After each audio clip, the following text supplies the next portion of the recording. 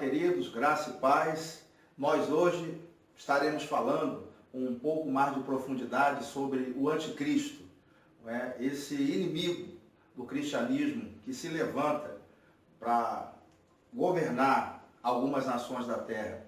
Estará fazendo uma aliança firme com Israel e com outros povos. E a Bíblia diz que na metade da semana, o pacto vai ter 7 anos, na metade da semana ele quebra essa aliança e ele começa então uma feroz perseguição contra Israel. Quem é essa pessoa? Quem é o anticristo? De onde ele vem? Ele possui alguma religião? A religião dele já existe? Será criada? Bom, através desse vídeo, hoje nós vamos estar trazendo a resposta na íntegra para vocês, certo? Eu gostaria de trazer logo uma exposição que no Antigo Testamento, o anticristo, ele se apresenta mais como líder militar e também como líder político. As passagens do Antigo Testamento, como Zacarias, Joel, Ezequiel, Isaías, Jeremias, são passagens que apresentam o anticristo mais como líder político e militar. Mas o Novo Testamento ele nos dá um outro vislumbre. Então nós temos várias passagens que nos mostram um anticristo religioso, um homem que tem uma religião. E eu acredito pelas escrituras que através dessa ideologia, dessa crença, ele vai fazer com que as pessoas venham segui-lo. Então eu gostaria de discorrer um pouco sobre essa questão, mostrando esse cunho religioso do anticristo.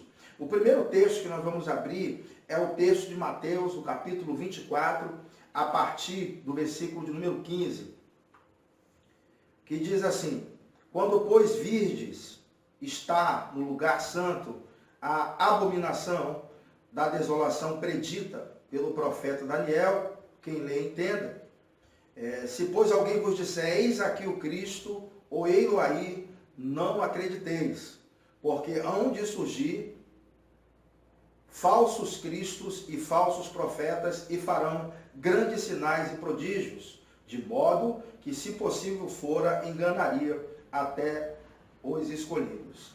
No versículo 15, ele diz que quando alguém vê o abominável da desolação, que foi predito pelo profeta Daniel, e ele ainda diz assim, quem lê entenda, ele diz assim, que quando esse homem, ele aparecer, ele surgir, vai começar a acontecer uma grande perseguição para com o povo judeu, para com o povo de Israel. E a palavra abominável aí, que aparece, é bideluma, é a palavra grega bideluma, que significa uma coisa suja, horrível, referente a ídolos e coisas pertencentes à idolatria. Então nós vemos que existe algo na figura do anticristo que vai fazer com que as pessoas venham adorá-lo. Então isso me mostra que o anticristo ele é um líder religioso acima de tudo. Um outro texto que eu gostaria de ler para vocês é o texto de 2 Tessalonicenses, capítulo 2, versículo 3. Então Jesus ele repete o que disse Daniel, e ele começa também a dizer que vão surgir falsos cristos e também falsos profetas. Então, nota-se que esse período de tribulação, ele é um período caracterizado principalmente por essa religião que começa a surgir com força. Se você for em Tessalonicenses, capítulo 2, versículo 3, Paulo vai nos trazer um pouco mais de iluminação daquilo que Jesus disse. Ele vai dizer, ninguém de modo algum vos engane, porque isto não sucederá sem que venha primeiro a apostasia e seja revelado o homem do pecado, o filho da perdição, aquele que se opõe e se levanta contra tudo que se chama Deus ou é objeto de adoração, de sorte que se assenta no santuário de Deus, apresentando-se como Deus. Olha o que Paulo diz. Paulo diz que esse homem, ele se apresenta como Deus, e se levanta contra tudo o que se chama Deus. Então, além de receber essa adoração, ele vai proibir outras religiões, porque ele se levanta contra tudo que se chama Deus ou é objeto de culto. Me parece que ele vai querer que o mundo todo siga uma apenas religião, siga apenas ele. Então ele vai trazer essa adoração para ele e vai impedir que as outras pessoas tenham uma segunda religião como opção. Isso é muito claro no texto que a gente leu. No versículo 5, Paulo vai dizer: não vos lembrais de que eu vos dizia essas coisas quando ainda estava convosco? Isso me mostra que Paulo ele falava muito desse assunto com os seus discípulos, com aquelas pessoas que ele estava discipulando. Era um assunto recorrente. Hoje em dia, o assunto escatologia é um assunto pouco pregado, pouco discutido nas nossas igrejas. Mas não deveria ser assim. Deveria ser algo corriqueiro. Olha a preocupação de Paulo em instruir os seus liderados acerca do fim. E no versículo 9 ele diz que esse iníquo, cuja vinda é segundo a eficácia de Satanás, com todo poder e sinais e prodígios de mentira. Um outro ponto que nos mostra que o anticristo ele é um líder religioso e que tem seu sistema de crença baseado em religião, é que vai operar sinais e prodígios. Então isso me mostra que ele é também um líder religioso e que vai operar sinais e prodígios. Nós costumamos ver pessoas que são usadas em sinais e prodígios, essas pessoas arrastarem uma grande multidão. E você imagina aí que durante esse período, a Bíblia diz que Deus vai enviar a operação do erro, no sentido de simplesmente deixar as coisas acontecerem. Hoje existe um poder de Deus que preserva o mundo, muitas vezes, do mal, mas nesse período não. Vai haver simplesmente o mal vai poder correr frouxo sem essa proteção divina que guarda a vida das pessoas.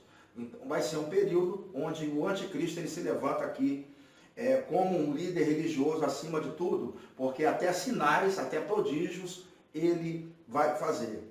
Então vamos para o outro texto, que é o texto de Apocalipse, no capítulo 13, no versículo 5, que ele vai começar a me mostrar algumas características do anticristo em operação, no tempo em que ele vai estar operando. E também ele vai passar a me mostrar que esse anticristo, ele também tem um falso profeta. Ele tem alguém que prega para ele. Ele tem um porta-voz.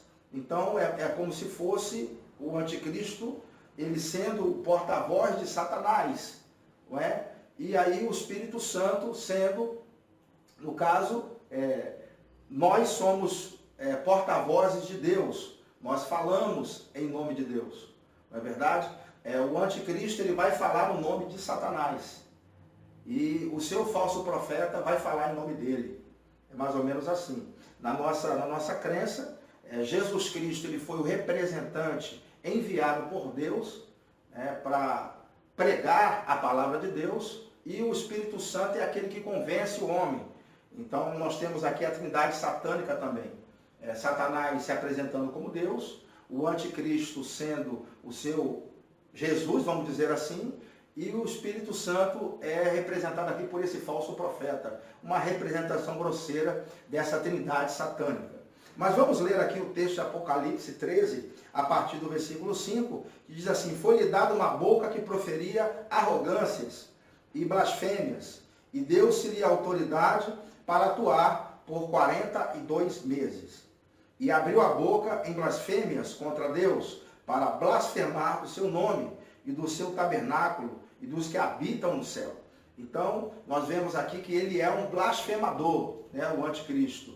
E a blasfêmia, nós entendemos, é que alguém consciente de que aquilo é verdade, aquela pessoa, por ter o coração endurecido, ela começa a fazer discurso injurioso contra aquela pessoa. Foi o que aconteceu quando Jesus veio e começou a pregar aos fariseus, e aqueles fariseus, por estarem com o coração fechado, não deram crédito à verdade, não porque não entendesse a mensagem, mas porque o coração estava completamente endurecido. É o mesmo que a gente começa a ver aqui também. Ele vai blasfemar contra Deus, não porque não saiba a verdade, mas porque negligencia a verdade e prefere pregar a mentira. Pronto, querido, vamos ler então Apocalipse capítulo 13 e o versículo de número 7, que diz assim: também lhe foi permitido fazer guerra aos santos e vencê-los, e deu-se-lhe autoridade sobre toda a tribo, povo, língua e nação. Eu queria que você prestasse atenção na expressão fazer guerra contra os santos. É diferente de uma perseguição sofrida aqui e ali. Fazer guerra significa procurar eliminar completamente os santos. E é muito bom que você saiba que santos aqui, durante o período da tribulação, se refere aos judeus e principalmente, e também a todo aquele que confessa Jesus como Senhor e Salvador da sua vida. Após a igreja ser retirada, nós estudamos aqui na nossa série escatológica sobre esse assunto, quando a igreja ela é tirada, imediatamente 144 mil judeus se convertem ao cristianismo. E são eles que começam a pregar na última grande comissão de evangelização mundial. Então a igreja não estará mais aqui, mas terão pessoas testemunhando de Cristo durante esse período. E você sabe que ele então, o anticristo, ele vai perseguir, vai fazer guerra contra os santos. A besta aqui, você já sabe que se trata do anticristo. O versículo 8 diz assim: e adorarão todos os que habitam sobre a terra, esses cujos nomes não estão escritos no livro do Cordeiro, que foi morto desde a fundação do mundo. Então, mais uma vez, mostra que a besta, ela vai ser adorada. Então, significa o estabelecimento de uma religião. E como Paulo disse no texto que a gente leu em Tessalonicenses, que ele vai sentar no trono, parecendo-se ser Deus, ele vai exigir adoração a ele, e ele vai se levantar contra tudo aquilo que se chama Deus, ou é objeto de culto e de adoração. Então ele estabelece uma única religião no mundo, e quem não quiser adorá-lo simplesmente vai ser morto. O versículo 11 do capítulo 13 de Apocalipse vai me mostrar um segundo personagem que tem a ver também com o cunho religioso que nós estamos expondo aqui, que o anticristo ele tem esse cunho religioso. Versículo 11: vi subir da terra outra besta, e tinha 2 chifres, semelhante aos de um cordeiro, e falava como dragão. A besta ela tinha 2 chifres, semelhante ao de um cordeiro. E você sabe que Jesus é o cordeiro que tira o pecado do mundo. Mas Jesus nos advertiu em Mateus capítulo 24, que durante esse período da tribulação, se levantariam muitas pessoas dizendo: eu sou o Cristo. Muitos falsos profetas iriam se levantar, e estes também faziam grandes sinais. Um deles vai ser justamente o falso profeta, que é o pregador do anticristo. Versículo 12: também exercia toda a autoridade da primeira besta na sua presença, e fazia que a terra e os que nela habitavam adorassem a primeira besta, cuja ferida mortal fora curada, e operava grandes sinais, de maneira que fazia até descer fogo do céu à terra à vista dos homens. Então, operava sinais miraculosos. Então, esse governo do anticristo é caracterizado por grandes milagres, sinais e até mesmo fogo caindo do céu, coisa que a gente só viu Elias operar esse tipo de coisa, né? Para que caísse fogo do céu, apenas Elias, o profeta, operou esse tipo de milagre. O versículo 14 vai dizer: por meio dos sinais que lhe foi permitido fazer, na presença da besta enganava os que habitavam sobre a terra, e lhes dizia que fizesse uma imagem à besta, que recebera a ferida da espada e vivia. Foi-lhe concedido também dar fôlego à imagem da besta, para que a imagem da besta falasse e fizesse que fossem mortos todos os que não adorassem a imagem da besta. Então, mais uma vez, o Novo Testamento nos apresentando o anticristo como uma figura religiosa em primeiro lugar. Então, se eu quiser descobrir quem é o anticristo, eu não devo olhar o cenário político apenas, eu devo olhar evidências religiosas, eu tenho que seguir essa linha. São pistas que a Bíblia me traz. Se mais de 70% daquilo que se fala sobre o anticristo tem cunho religioso, é a primeira coisa que eu devo olhar. Desde que o mundo é mundo, as pessoas ficam tentando adivinhar quem é o anticristo. Eu creio, e as pessoas não vão saber quem ele é no início. senão não vão fazer aliança com ele de forma nenhuma. Eles vão começar a observar isso um pouco mais para frente, quando vê já é tarde. Então, está apontando que é fulano, que é cicrano, que é beltrano, isso não está adiantando muito, e nunca adiantou. As pessoas estão caindo sempre nesse mesmo erro. Bom, se ele é um líder religioso e vai estabelecer uma religião mundial, a pergunta que nós temos que fazer é a seguinte: de onde vem o anticristo? Será que a religião dele já está no mundo?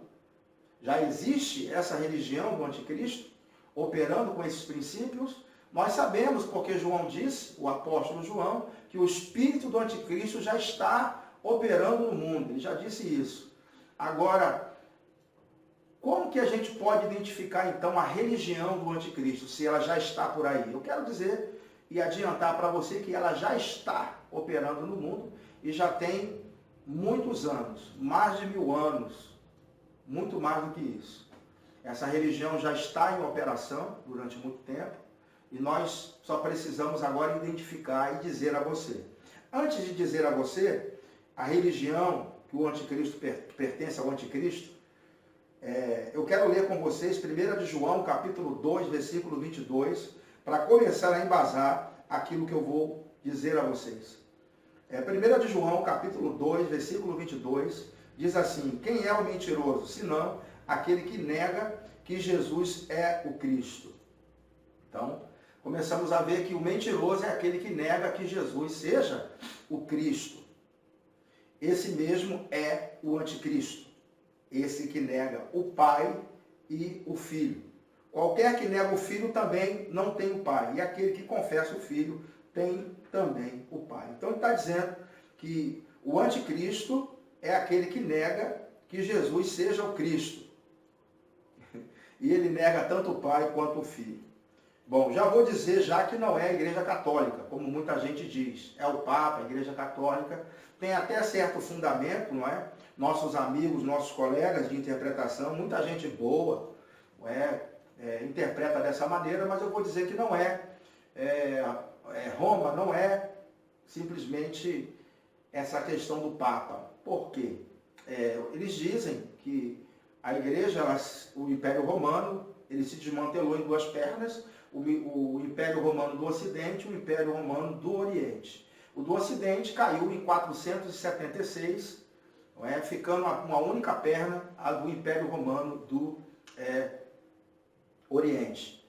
E eles dizem que o papado, ou seja, a Igreja Católica, ela assumiu o poder desde a queda em 476 e ela ficou sendo a parte das pernas de ferro ali do Império Romano que se foi.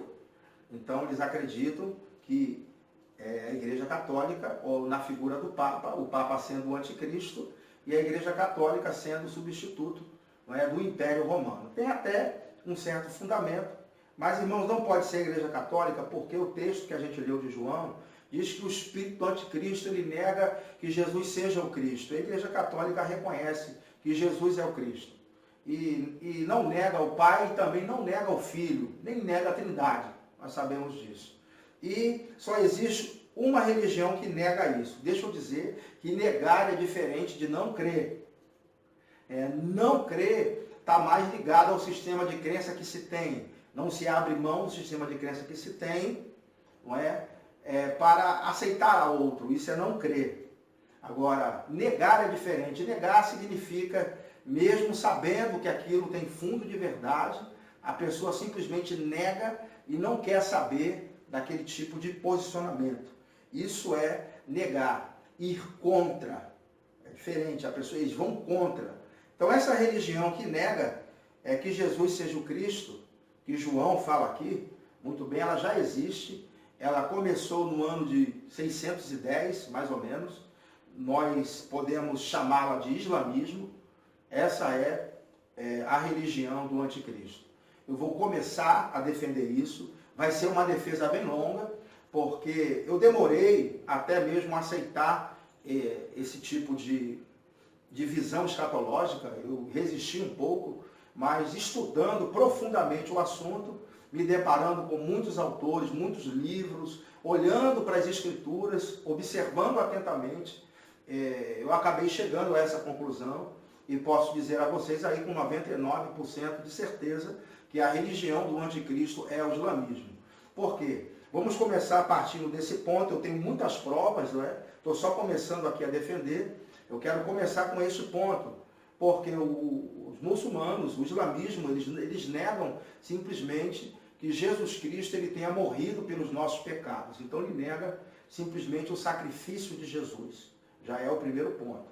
Também nega que Deus tenha gerado alguém, que Deus tenha sido pai de alguém. Isso é uma das maiores blasfêmias dentro do mundo muçulmano, você dizer que Deus é pai de alguém. Eles repetem 5 vezes por dia que Deus não foi gerado por ninguém e a ninguém gerou. Olhando para o Oriente, olhando para o Ocidente, para o Norte, para o Sul, eles repetem isso 5 vezes ao dia. Então isso é algo que já está na doutrina deles. Não apenas eles têm essa negação, como também eles matam quem pensa ao contrário. E você sabe que o islamismo é caracterizado por uma religião que converte à força. E nós vemos isso muito veementemente, hoje em dia, através da televisão.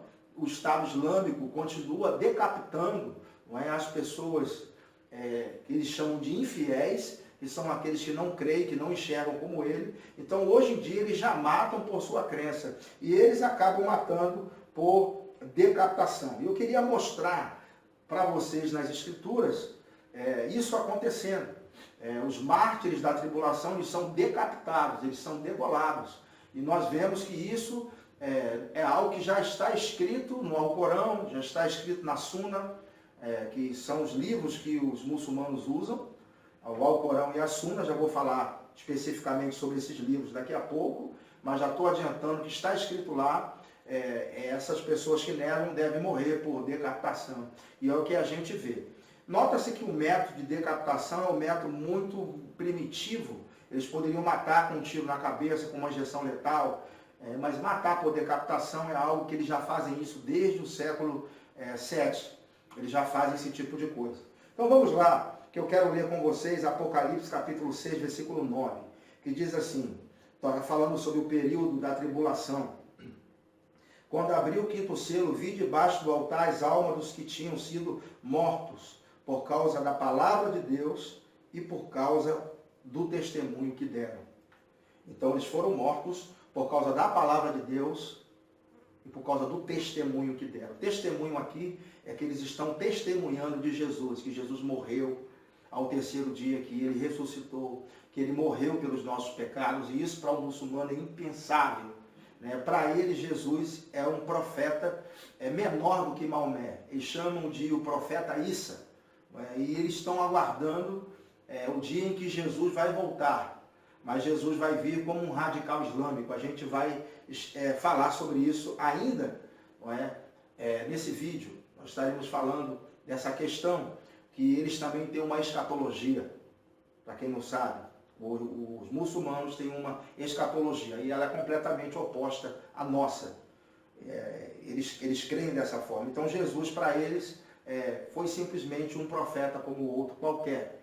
Mas as pessoas que estão sendo mortas por causa do testemunho e por causa da palavra.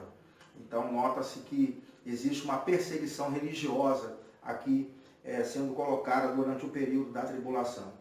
Vamos ler Apocalipse, capítulo 20, versículo 4, que diz assim, então vi uns tronos e os que se assentaram sobre eles foi dado o poder de julgar.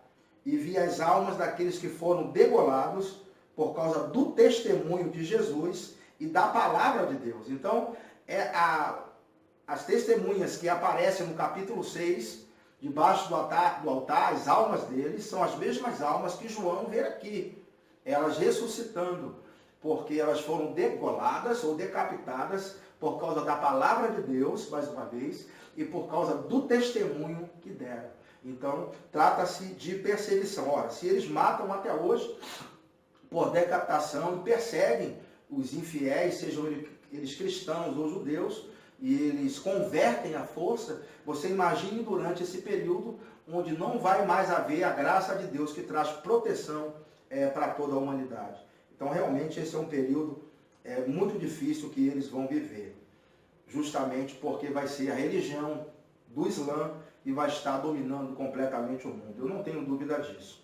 Para você não pensar que isso é apenas uma palavra minha, eu queria falar sobre alguém. Nós protestantes, nós acreditamos muito na reforma protestante, e a reforma protestante ela teve uma força muito grande através de Martinho Lutero. E Martinho Lutero ele já apontava, não é, o islamismo como sendo a religião da besta, né, do anticristo. Isso ele já dizia isso lá atrás, ele já via isso. O espírito do anticristo já se manifestando por meio do islamismo.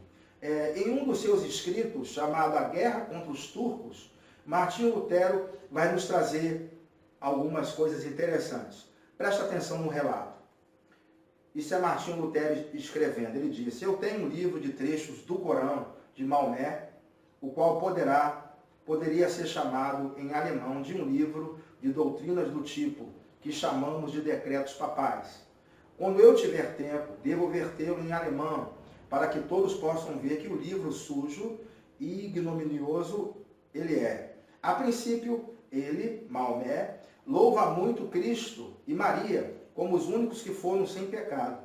E, no entanto, crê que Cristo não foi nada mais que um profeta sagrado, como Jeremias ou Jonas, e nega que ele é o Filho de Deus e verdadeiro Deus. Além disto, não crê que Cristo seja o Salvador do mundo, que morreu por nossos pecados, mas que ele pregou para seu próprio tempo e completou sua obra antes de sua morte, como qualquer outro profeta. Então, nota-se que Martinho Lutero já percebia toda essa negação que o islamismo faz na questão do Cristo, na questão de Deus. Por outro lado, ele louva e exalta grandemente a si mesmo e gaba-se de ter falado com Deus. Isso é Martinho Lutero escrevendo aquilo que Maomé pensava acerca de si mesmo.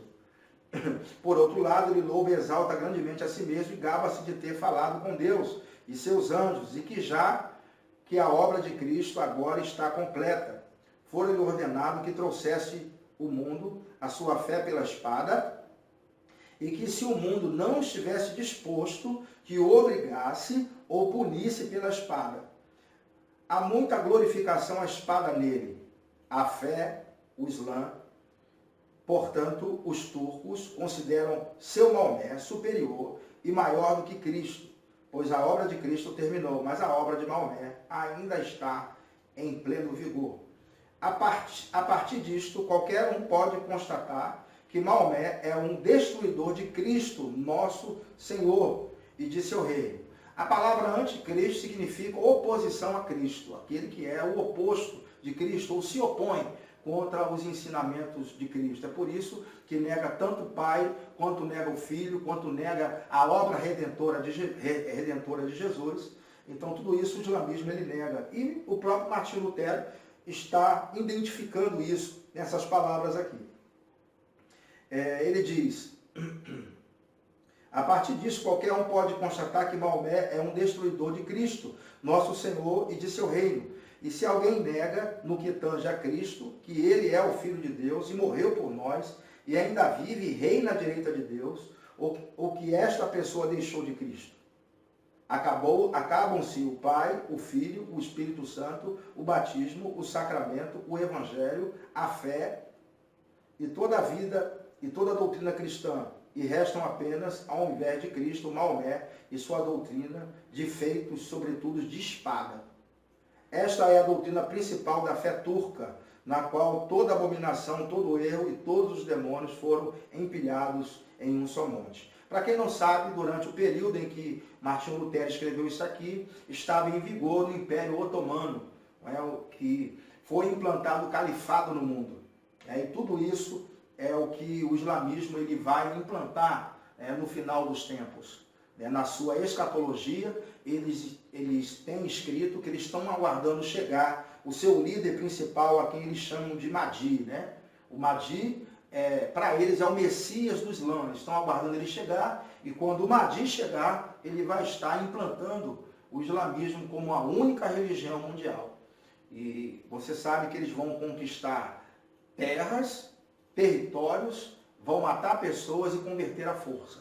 Então, basicamente, é o que nós vemos ao longo da história eles fazerem. É uma religião violenta, tem um disfarce de paz, é apenas um disfarce, mas se você estudar a fundo, você vai perceber que eles estão dispostos a tudo por causa da sua fé, principalmente matar em prol de conquistas. Nós vamos agora começar a falar sobre a escatologia islâmica. Vou dar uma pausa nesse vídeo, para ele não ficar muito longo, não é? Mas nós vamos falar, retornando sobre a escatologia islâmica e sobre o Messias que eles aguardam, porque eles têm também uma escatologia assim como nós, sendo que uma escatologia completamente deturpada. Ok, irmãos? Então fiquem na paz e até o próximo vídeo.